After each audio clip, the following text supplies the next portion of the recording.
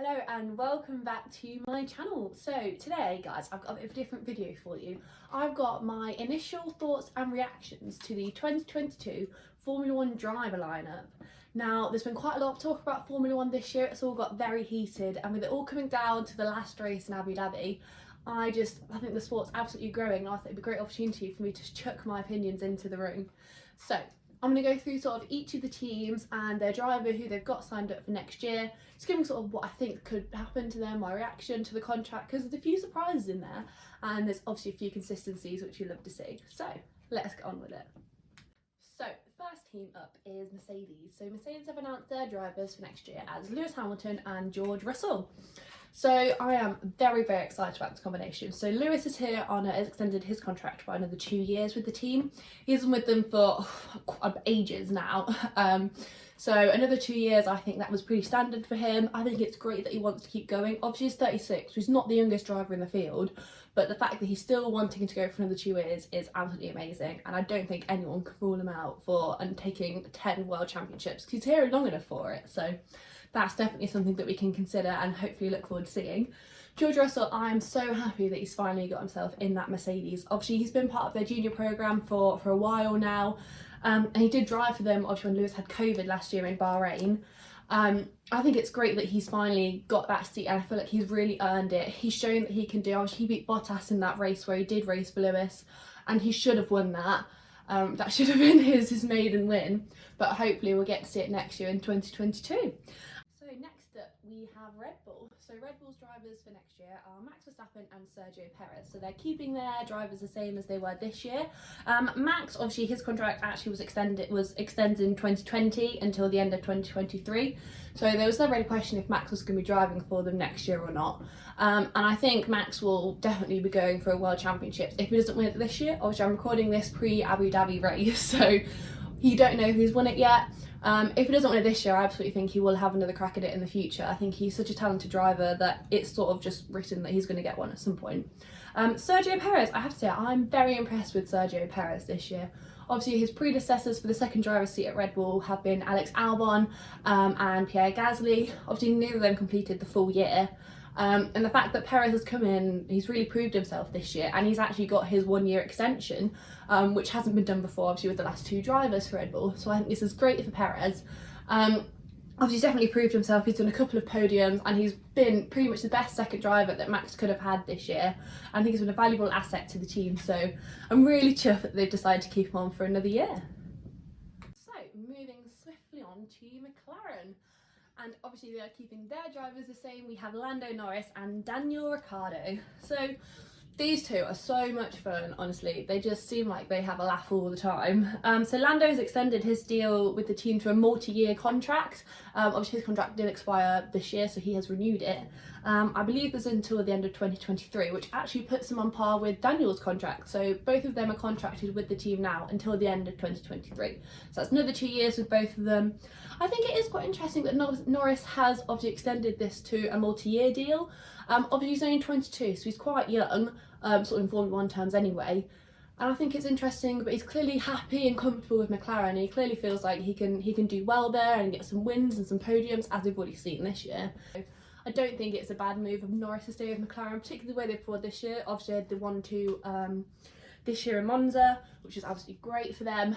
Daniel Ricciardo, again, as I said, contracted to end until the end of 2023. Obviously he joined the team this year, so he's just finished his first season with McLaren. He was after a bit of a rocky start, but I think he's definitely proved that he's still the same Daniel Ricciardo that we all remember from before. As I said, I think this is a really strong pairing from McLaren. I do hope to see them fighting, get a couple more 1-2s for the team in there. So I think they definitely have the manpower there now. So hopefully they'll do pretty well. Next up, we're jumping to Ferrari. So they're keeping their drivers the same again for this year. So that's Charles Leclerc and Carlos Sainz. Carlos is contracted until the end of 2022, so he's only got 1 year left on his contract with the team. Be interesting to see what happens with that, whether they extend it or whether he moves on to somewhere else. Have to wait and see. Charles has actually got the longest contract out of the whole field, so his contract actually currently is until the end of 2024. I believe that would be 5 years that he will have been with the team then. There are actually even talks that his contract could extend in 2026. I would say I think that's absolutely amazing. He is so young. He's managed to got this. He's got a 5-year deal already, and it could even be a 7-year deal. So I think that's outstanding. They clearly must have a lot of trust in him, a lot of faith that he can go out there and perform and get the results that they needed. Along with McLaren, I think Ferrari really could sort of, be quite a formidable force next year. Obviously, you've got the rule changes, which sort of throws everything a bit up in the air, and no one's a bit too sure how each team, where everyone's going to be standing. Is it still going to be Mercedes, Red Bull, and then sort of everyone else, or is it going to be a lot closer and a lot tighter? So I think, particularly with Ferrari's historic successes, they could be on a bit of a comeback. So I absolutely would not count them out for any World Championships next year. So next up we have Alpine. So they again are keeping their drivers the same for 2022. So that's Fernando Alonso and Esteban Ocon. Alonso announced a 1-year extension to his deal at Spa this year, so he's going to be driving for the team until 2022. I do think this is interesting from Alonso. Maybe that could mean that this is going to be his last year. He is 40, so he's not the youngest driver in the field. But again, I wouldn't put it past him to just keep extending it, just however much fun he's having really. So it was great to see him podium this year at Qatar. I mean, I think I wasn't the only one who was just so happy to see Alonso back on the podium, which was great. That moves me nicely on to Esteban Ocon, who obviously got his first win this year. He has announced a 3-year extension to his deal, so he's going to be driving for Alpine until 2024. I think that's great that he's managed to get a seat for the next 3 years of F1, which is great. Obviously, he was on the Mercedes junior program as one of their junior drivers. Obviously now George Russell sort of in that seat, I think that maybe closes that door a bit for him. So I think it's great that he's still managing to stay with Alpine for the next 3 years. Hopefully we'll get to see this team, come a bit more fighting for those podiums more often. It's been great to see them both podium this year, and I do hope to see that they develop nicely in 2022. Next up, we've got Alpha Tauri. They again are keeping their drivers the same for this year, so they're keeping both Pierre Gasly and Yuki Tsunoda. Gasly is contracted until the end of 2022, so he didn't need to extend his this year. Obviously, he's still a Red Bull junior driver, and obviously he did drive for them previously and then got replaced by Albon, who then got replaced by Perez. I think he has really stepped up his game this season, particularly since he's not been in that Red Bull seat. He's almost sort of, proved to them that he wants that seat and he can drive well enough for that. Obviously, he's currently 9th in the driver's standings. He has had his podium, so I do think that he's really on sort of a comeback drive, sort of trying to prove himself to Red Bull. He does deserve that seat, and I personally would love to see Gasly back in a Red Bull at some point. Obviously, Perez is pretty happy there at the minute, and Max, but you never know what happens in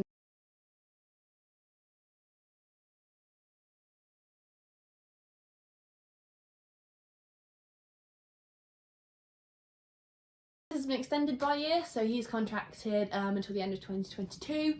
Hopefully, I feel like I've not been wowed by Yuki in his rookie year. Obviously, he's had some absolutely amazing performances, but I'm hoping he'll get more consistent now he's more comfortable. He definitely seems to have progressed sort of towards the end of half of this season, so hopefully that will sort of project him nicely and to keep improving out through 2022, and hopefully he'll be driving again in 2023.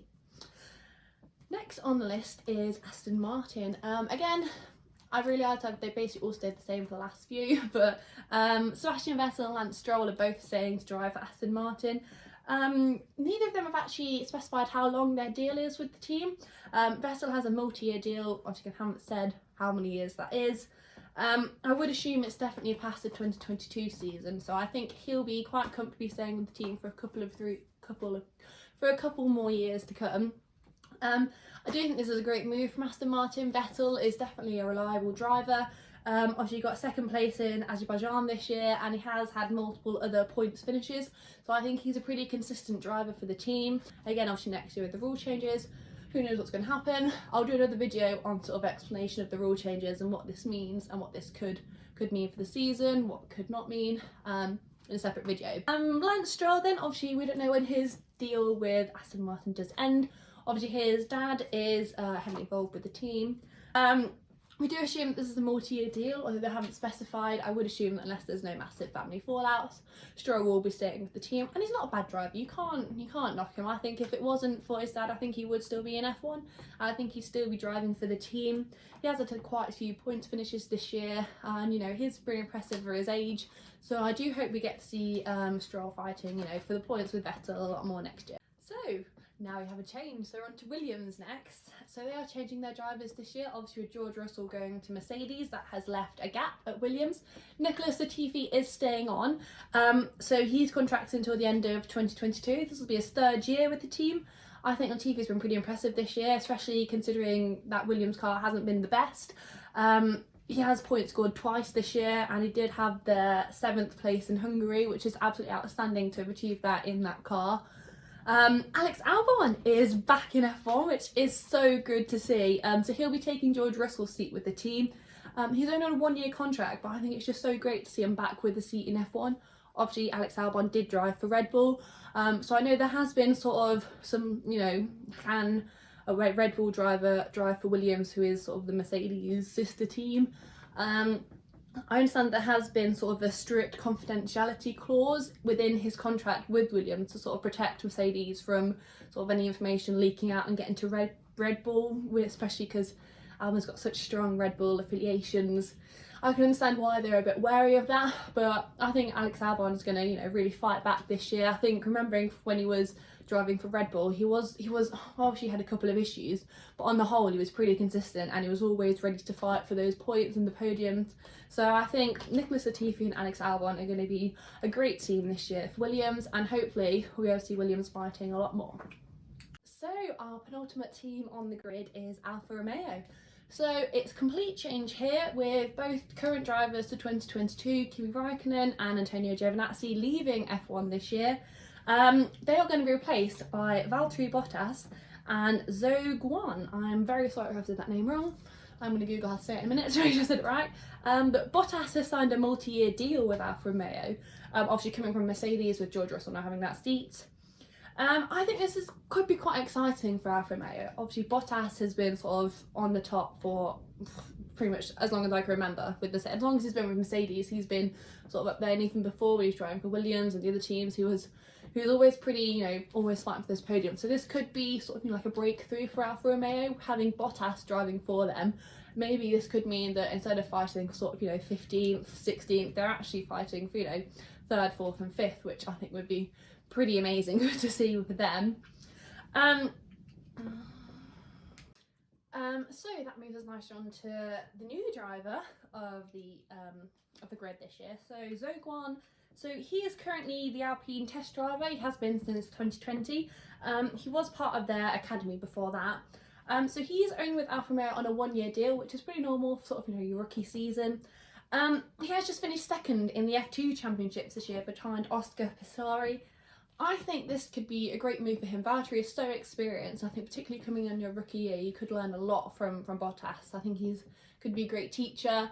And also he's got years of experience with Mercedes and winning. So I think this could be quite interesting for Alfa Romeo. Maybe this is the start of their redemption and they'll, start climbing up the ladder again. Hopefully it'll be great to see. So last but not least, we have Haas. So they're keeping their drivers the same. So that's Mick Schumacher and Nikita Mazepin. Mick Schumacher has extended his current contract with the team, so they haven't actually specified how long his contract is with Haas, but the fact that he's not specified how long it is and he's still part of the Ferrari Academy, maybe this means that they're sort of just keeping him with Haas until there's a space at Ferrari, and then maybe that's sort of where Mick's destiny lies.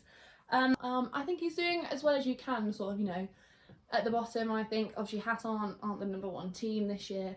They've had a couple of issues, but I think on the whole it's been great to see Mick. Particularly Mick and Mazepin, they've been having some great sort of battles between themselves and of course with Williams. It's been great to see. Nikita has also extended his contract with Haas this year. It's believed to be a multi-year deal. Again, they haven't specified how long, unfortunately, for us, but you would assume it's again past 2022 if it's multi-year. So this could be good, obviously with the rule changes, as I keep mentioning. Maybe this brings especially the lower teams back up to the top, and the new cost restrictions on this year. So hopefully it'll be great. Maybe Haas can, along with Alfa Romeo, if they're sort of on their journey upwards, maybe it's the same for Haas, and we'll have to keep watching to find out. So that wraps up our 2022 Formula 1 grid. So I'm so excited for this next year. I think pretty much anything could happen. If you've made it this far, thank you for watching. It really does mean a lot. Hopefully I'll be doing some more F1 content over sort of the next few months, particularly in the build up to 2022 season. Obviously we've got the finale in Abu Dhabi this weekend, which has been absolutely outstanding. So maybe we'll do a few reactions to sort of the results of that, and also do some predictions for 2022. Thank you for watching. If you do have any specific videos you'd want me to cover, pop them in the comments and I will cover them for you.